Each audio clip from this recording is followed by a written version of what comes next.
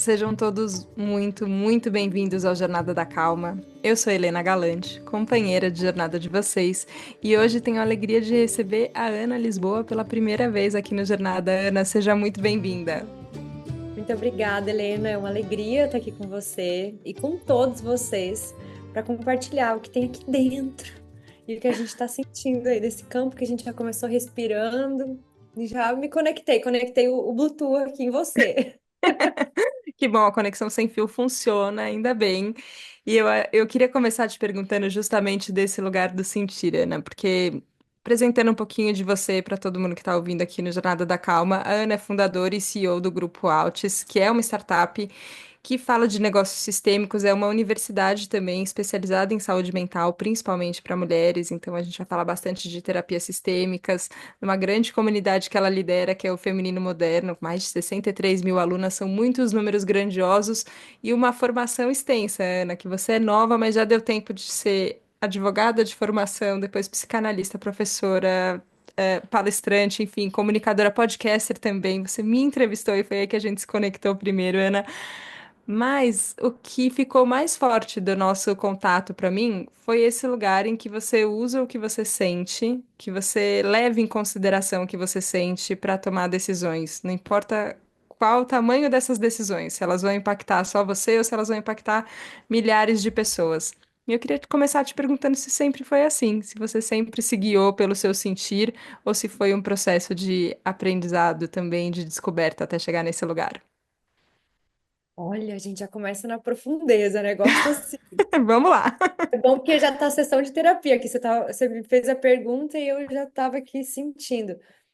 Eu acho não, né? Acredito que era assim quando eu era criança, vendo assim a minha história, que era assim quando eu era criança, porque eu era uma criança muito sozinha.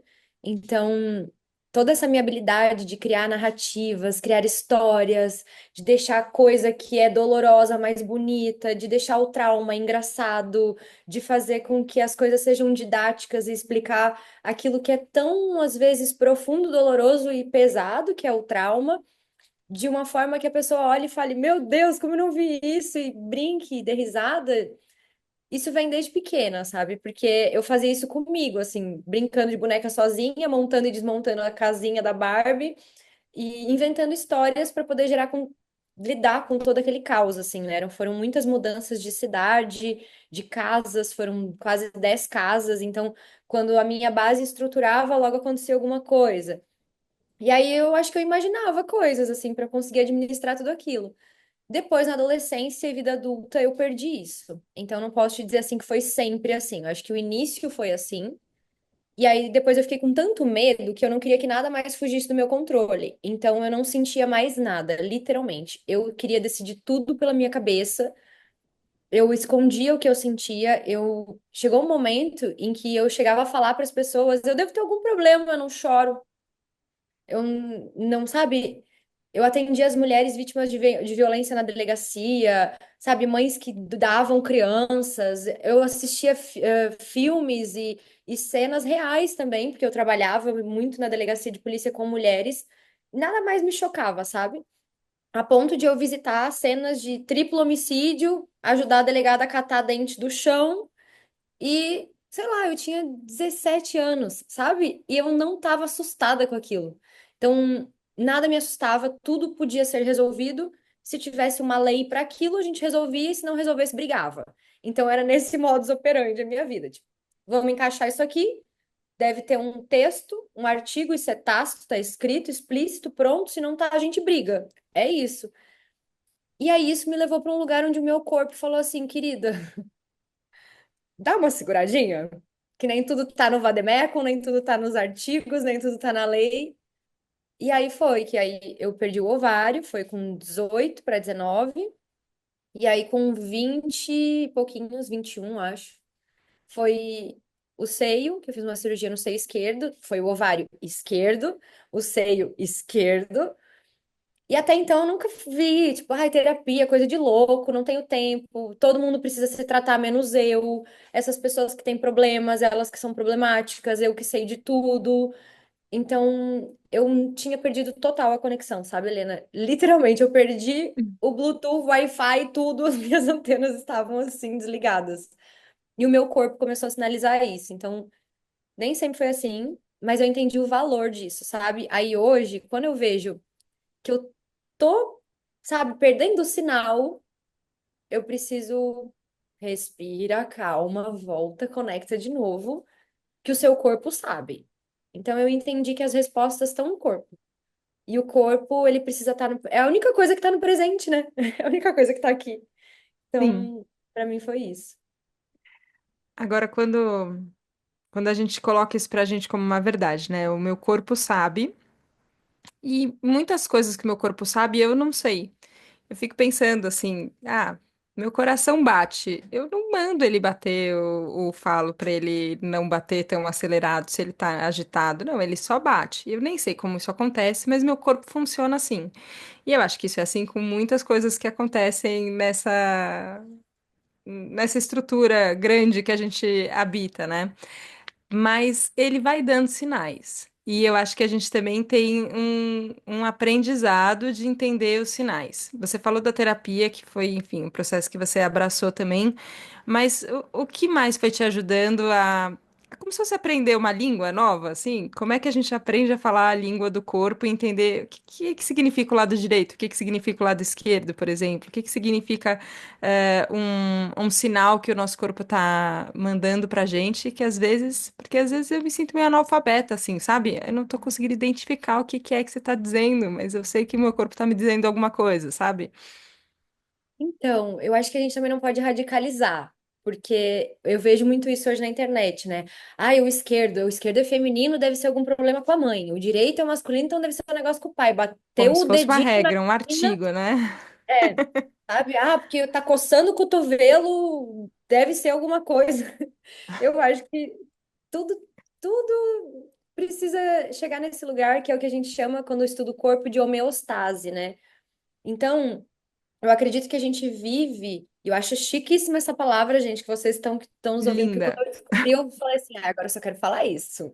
Eu acho engraçada.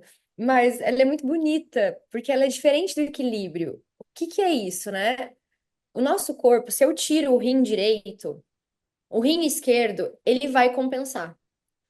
Então, eu não vai ter alguém que vai lá e vai dizer assim, rim esquerdo, por favor, faça o trabalho. Não, é automático, tirou aqui, compensa ali. Da mesma forma, eu machuquei o joelho e aí eu vou começar a compensar no outro. Mesmo que eu faça uma força para não fazer isso, vai acontecer. E aí, quando eu comecei a entender que existe essa busca e essa compensação, que também gera sacrifício, a nível inconsciente o tempo inteiro, eu comecei a me perguntar: opa, o que que o meu corpo está compensando? Sabe? Peraí, por que isso aqui tá, o que que ele tá sacrificando em prol do quê? Então eu tô sacrificando um ovário em prol do quê? Eu tô sacrificando o seio em prol do quê? Ai, Ana, como assim? Você tá dizendo que você fabrica? Não tô dizendo que a gente fabrica todas as nossas doenças. Só que quando a gente vai estudar a fundo, hoje a gente pode dizer que mais de 90% das doenças são epigenéticas e não genéticas. Eu posso ter dado diabetes, eu posso ter dado trombose, eu posso ter dado um monte de coisa, mas isso só vai acontecer se eu tiver os mesmos hábitos dos meus ancestrais. E os hábitos, eles vêm de traumas. Então, minha avó comia doce porque ela tinha falta de afeto. E é por isso que ela teve diabetes. Aí agora, ela não deu afeto para minha mãe, porque ela não recebeu. Minha mãe foi uma pessoa que também não conseguiu dar afeto. Minha mãe também tem diabetes, porque come a minha avó, o afeto da minha avó, e eu vou lá e vou comer o afeto de todas as mulheres da minha família. Peraí. Então, eu acho que assim, vai muito de cada um, sabe? E eu acho que a gente nunca vai saber, Helena. Tipo assim, leia esse livro que é uma Barça sobre tudo que você vai saber sobre o corpo. Mentira, não vai. Porque cada Sim, pessoa que eu atendo, principalmente quando eu trabalho com trauma, porque o trauma mora no corpo, eu peço para essa pessoa respirar e, primeiro de tudo, entender qual é a parte do corpo. Então, ela fala tipo assim: pensa em vocês que estão nos ouvindo em casa. Pensa num problema que você está passando. Aí eu peço pela pessoa fechar os olhos e respira. Se esse problema fosse um órgão, que órgão seria? Aí a pessoa vai dizer, ah, dói aqui embaixo, ou eu sinto que é o meu coração, eu sinto que é o braço. Aí eu peço para ela respirar mais um pouco, prestando atenção naquele órgão. E aí eu venho com uma pergunta que é: quantos anos esse órgão tem? E aí é batata. A pessoa vem tipo 3, 5, 8. Aí eu falo, tá ali. O corpo congelou nesse lugar. E aí, nesse lugar, a gente vai perguntando: e o que que essa criança tá fazendo? Onde ela tá? Como ela se sente? Então, é muito mais certeiro você personalizar isso, individualizar isso, do que você sair por aí fazendo um dicionário, sabe? Eu acho que é isso. Claro. E me considero também bem analfabeta do corpo, eu vou só sentindo, sabe? Porque todo dia ele quer me dizer uma coisa diferente. Nem tudo é igual. Eu preciso entender, eu preciso conversar com ele. E ainda que a gente.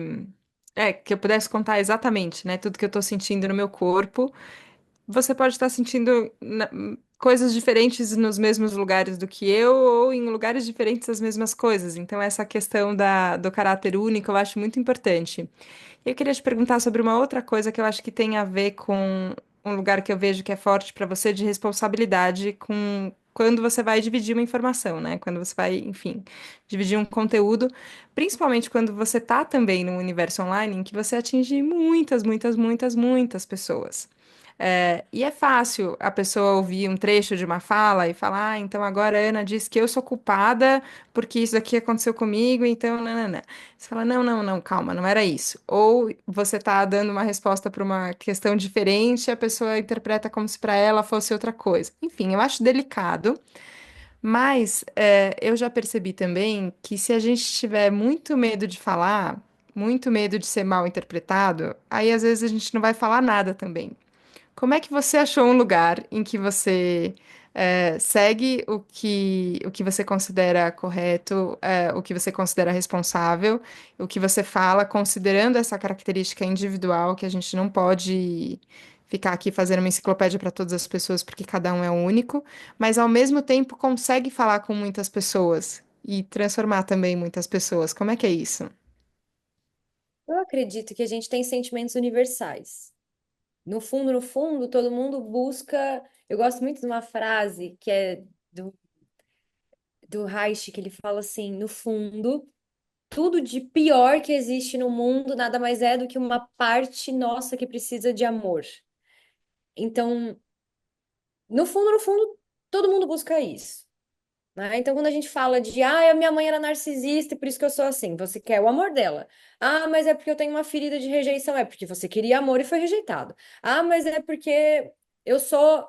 Você consegue encontrar essa falta de amor em tudo. Então, para mim, essa é a linguagem universal. Então, quando eu falo sobre, eu falo desse lugar de, poxa, você tá precisando de amor. Você vai ficar buscando lá fora? Então vamos olhar para isso, vamos ver, olha, beleza, sofreu isso, pode ter sofrido vários tipos de situações, um abuso às vezes, que é algo que é muito delicado, né? Um trauma, um luto, uma perda, um tipo de mãe que tinha um comportamento XYZ, mas não é sobre o outro. E aí é que a gente olha, né? Muito, o Gabor fala muito sobre isso, né? O trauma não é aquilo que nos fizeram, mas é aquilo que hoje, consciente, eu decido fazer com aquilo que me fizeram. Então, poxa, se eu queria reconhecimento, eu vou me reconhecer. Se eu não falei, para mim, é a frase que eu falo para todas as minhas alunas, né? O trauma mora no não poder. E cada um vai sentir o que não pôde fazer de uma forma. Então, eu não tenho trauma de dinheiro, eu tenho trauma de não ter podido ajudar meus pais. Eu não tenho trauma do abuso que aconteceu, eu tenho trauma de não ter podido reagir, gritar, falar, me defender. Então, como que a gente volta lá e descongela? Porque é isso, é como se nosso corpo ficasse, bum, congelou, sabe? Criou uma carcaça, ficou duro, congelou. Então, o meu conteúdo, ele vem muito no lugar de um micro-ondas, assim, se eu pudesse, sabe? Viajar na maionese.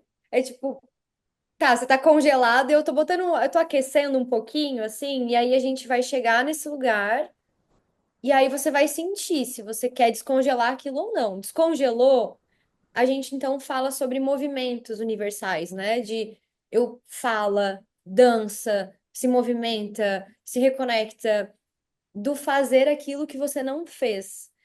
E no fundo, eu acho que é isso. A gente não tem muita coisa diferente para fazer uns dos outros. O cuidado que eu tento tomar é porque eu venho de um paradigma taxativo, único, né, que é o plano cartesiano do direito.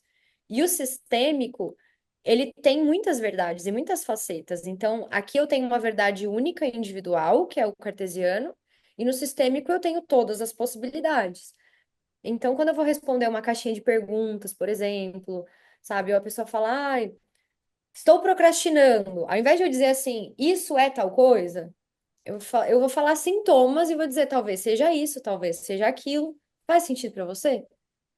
Então, esse é o cuidado que eu tomo. E de entender que tem limite, sabe, Helena, Sim. de você encostar no coração do outro. Porque eu vejo muitas vezes que tem muita gente que, entendendo disso, utiliza de gatilhos mentais para deixar as pessoas ainda mais desesperadas, para vender para elas, para vender uma coisa que elas não vão conseguir curar e que vai só doer mais. Então, eu procuro ser muito gentil, porque eu não gostaria que alguém viesse, eu abrisse meu telefone e alguém viesse e enfiasse, sabe, um negócio assim na minha Goela ferida. abaixo, né? É, Exato. sério. Sim, sim. E eu acho isso muito é, é universal, como você falou, assim, né? A gente pode ter muitas especificidades, né? E eu acho que o caminho de cada um, a jornada de cada um, né, que a gente fala muito aqui, é, ela, cada passo vai ser muito específico, né? E muito condizente com aquele momento, com o que era possível naquele momento, e que aí talvez amanhã, outro dia vai ser possível outra coisa. Tem essa particularidade, mas essa universalidade, lembrar dessa universalidade, para mim é muito bom. Eu gostei disso que você falou, das coisas que a gente pode fazer, a gente pode falar, a gente pode dançar, a gente pode, enfim, mobilizar isso, né? Movimentar isso de muitas formas. Mas eu queria entender um pouco mais do sistêmico, porque eu acho que é uma palavra que a gente fala achando que talvez a gente já tenha entendido tudo que tá nela, e eu acho que às vezes não tanto, assim. Quando a gente está olhando para uma questão e a gente fala, ah, isso daqui é muito sistêmico, o que que a gente quer dizer? É que ela não possui só uma verdade, sabe? Ou só um caminho. Quando a gente fala sistêmico, é como se aquela raiz tivesse tomado conta de uma forma bem didática, assim, de tudo, sabe? É, poxa, tá estragada a comida, tá fedendo na Uhum, geladeira, sabe? Aí você vai lá e diz, ah, não, é isso aqui, ó. E aí você tira. Mas aquilo já contaminou todo o resto. Então, quando a gente fala de sistêmico, é o que está acontecendo aqui que eu não estou vendo e que está contaminando tudo de uma forma sistêmica, né? Então, o quanto isso irradia para outros lugares. De uma forma, dentro da terapia, dentro da análise tradicional, quando a gente faz ali, né, alguns tipos de análise como o TCC, a própria psicanálise, a gente analisa o indivíduo só. Então, é sua responsabilidade e ponto, né? Nada, o outro é você, você é o responsável e ponto. E aí a gente fica ali com as nossas próprias dores. No universo sistêmico, a gente analisa você em relação ao outro. Então eu vou e o como o outro também me afeta. E é por isso que a gente encaixa um pouquinho da epigenética, que é, beleza, eu não consigo cobrar. Eu não consigo falar não. Se eu fosse para uma terapia convencional, a gente ia ficar trabalhando essa minha questão, ia voltar lá na infância, ia ficar ali olhando para mim. Eu não consigo. Como eu desenvolvo isso? No universo sistêmico cheguei na infância. Beleza, mas a minha mãe também não conseguia. E a minha avó também não conseguia. Ixi, a minha avó foi vendida, perdida no jogo, e por conta disso ela desenvolveu um trauma que passou para minha mãe, que passou para mim, e isso me influencia. Meu Deus! Então isso não começou em mim, sabe? Então é uma análise que eu vou fazer e eu vou ver o quanto isso contamina, porque daqui a pouco eu tô contaminando os meus filhos. Esse meu comportamento vai fazer com que eu entre nas relações de uma forma para querer ser amada e daqui a pouco eu me revolte. e isso está contaminando meu trabalho, está contaminando a minha saúde. Opa, meu Deus do céu, não é só sobre não dizer não, sabe? E aí a Sim. gente explora todos os universos. Por isso que ela impacta quando você muda, ela acaba impactando também todo o restante, sabe? Mas existe a possibilidade de mudança, né? Porque às vezes, Total. quando eu me deparo com questões que você fala, nossa, é muito grandioso, né? Se é uma questão que a minha mãe, que a minha avó, que a minha bisavó, que a minha tataravó carregou, ou quando a gente está falando de mulheres, né? E eu acho que isso é muito forte quando a gente fala das questões femininas, quando você vê que não é dentro da sua casa, assim, ó, tem uma questão de como a sociedade se divide e como o gênero tem um papel, enfim, parece quase que, então não tem o que fazer, porque é tão complexo, é tão complicado, não tem o que fazer. Como é lidar com isso do tenho que fazer e do que eu posso fazer diferente, entendendo essa complexidade de um sistema que, tudo bem, vai ter impacto, mas vai depender de muitos passos, de muitas formiguinhas aqui para a gente ter de fato uma transformação geral. Eu gosto de uma frase que acabou virando o mantra da nossa comunidade, que é: não começou em mim, mas acaba aqui. Então, a gente fala muito que nós somos os sonhos das nossas ancestrais, né? Eu acredito que a nossa geração já é mais que o sonho, já é a realização pura delas. Então, no momento em que eu sei que eu não herdei só o nariz da minha mãe, o cabelo da minha avó que era bugra, que daqui a pouco ele fica liso, a boca pequena do meu pai que é português, mas eu herdei os traumas de escassez dos portugueses. No meu cabelo indígena, eu herdei o medo e a ferida de humilhação das minhas ancestrais. Na cor da minha pele, eu herdei muitas questões de submissão da minha avó que era italiana. Então, essas células, elas moram em mim, porque já foi comprovado que eu herdo não só a minha carga genética que faz os meus órgãos, mas eu herdo os traumas. Isso é fato, né? O projeto Genoma veio para trazer isso. Porque toda vez que um forte impacto emocional acontece, como fugir de uma guerra, um abuso, uma falência, um acidente de carro, imaginem, pessoal, que vocês estão nos ouvindo, sabe aquela cobrinha do DNA, a molécula do DNA? Ela é revestida, Helena, com uma capa de gordura. E aí, toda vez que acontece uma coisa muito dolorosa, essa capa de gordura, ela corrói. Chama desmetilação do gene. Então, o fio vai desencapando. A capa de gordura corrói. E a gente herdou um monte de fio desencapado. Então, a gente está vivendo por aí, de boa, até que, opa, eu choco com alguém me humilhando. E aí eu sinto uma dor que não tem nada a ver comigo hoje. Mas é que alguém tocou no fio desencapado da minha avó, que mora no meu corpo. Então, qual é a minha missão hoje? Como eu vou reconstituir e metilar os meus genes? Com bons hábitos, com uma alimentação melhor, com atenção. Porque eu não posso evitar o trauma.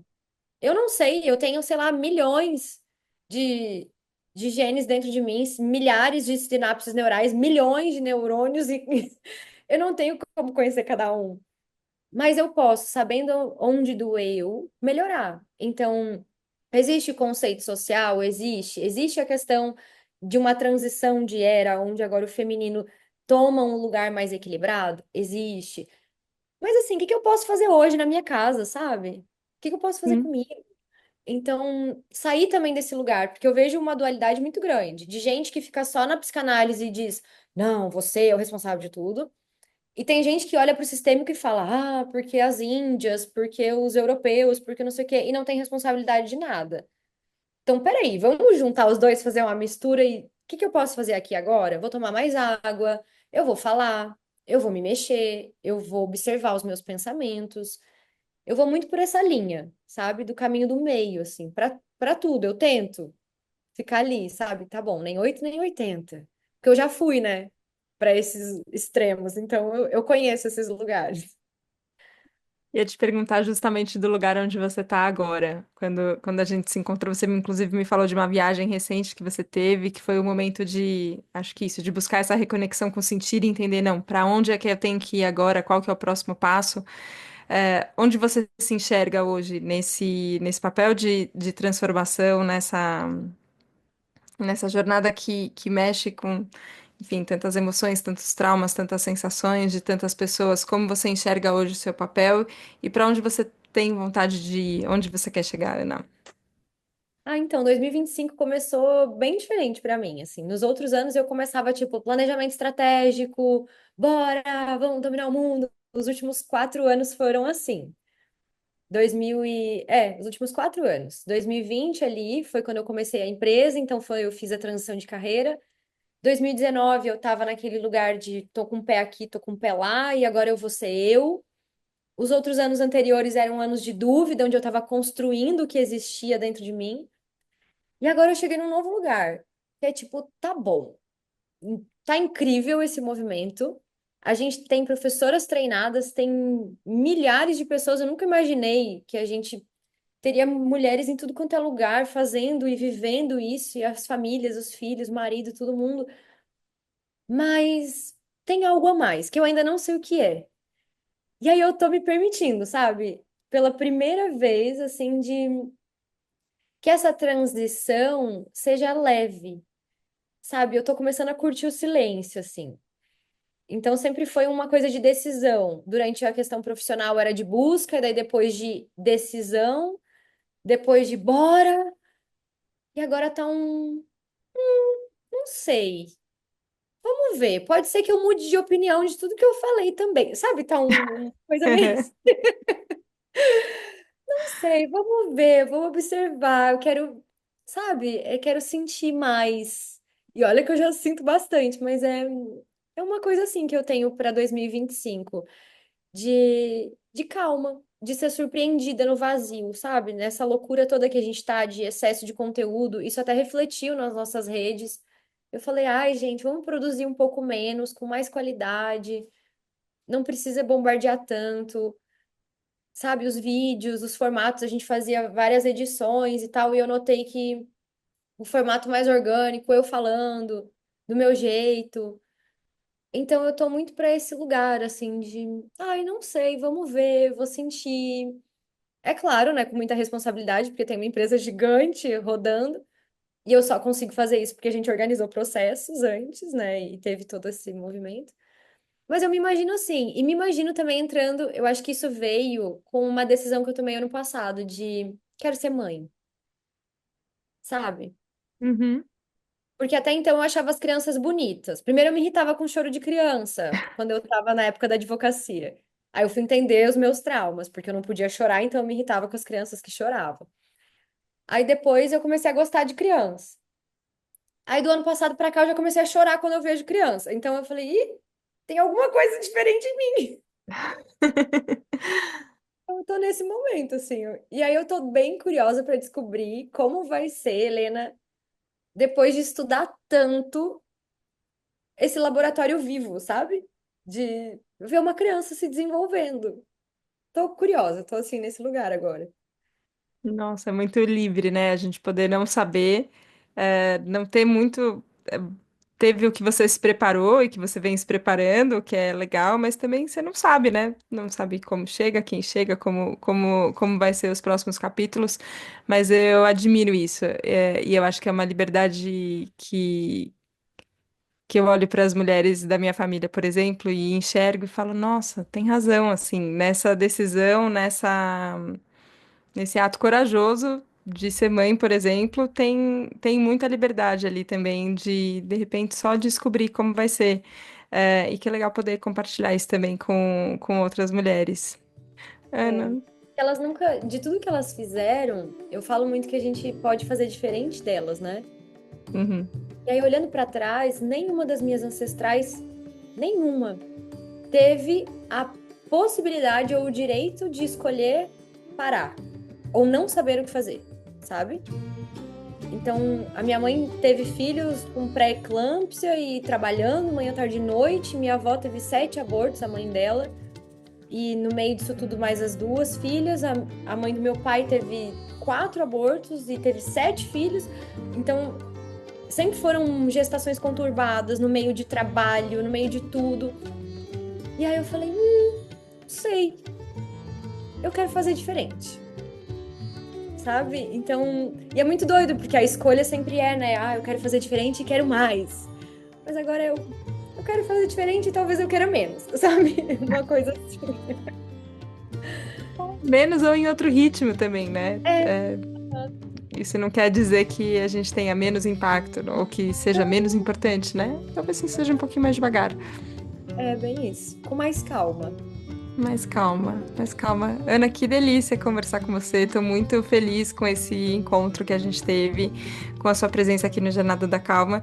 Queria te convidar, enfim, quem está te ouvindo pela primeira vez aqui hoje no Jornada, quiser acompanhar mais do seu trabalho, conhecer mais, onde te encontra. Me encontra no Ana Lisboa, no Instagram, e também Ana Lisboa Feminino Moderno no YouTube, e onde você colocar Ana Lisboa, eu apareço. Pronto, agora inclusive aqui no Jornada. Ana, que delícia mesmo. Obrigada de coração, Eu que por agradeço. se entregar às conversas também, se entregar às transformações. E espero que a gente consiga se ver mais vezes também. Obrigada. Com certeza. Foi uma alegria te conhecer. Agradeço muito o convite. Espero que a gente possa sentir e ir inventando muitas coisas boas por aí pelo caminho. Não acredito em nenhuma coincidência de encontros. Fiquei muito feliz mesmo. Nesse meu momento de calma, você aparecer. Tudo no tempo certo. É isso. Ana, Obrigada. obrigada. E obrigada mais uma vez você, companheiro de jornada, que nos acompanhou aqui nesse papo tão gostoso. Espero que você tenha curtido tanto quanto a gente gostou. Que você sinta tudo que tem para sentir nessa vida e compartilhe depois com a gente aqui como essas palavras, como esses pensamentos, essas emoções chegaram até você e reverberaram em você. Obrigada pela confiança, obrigada pela abertura e a gente se vê na próxima segunda, no próximo Jornada da Calma. Um beijo, tchau, tchau.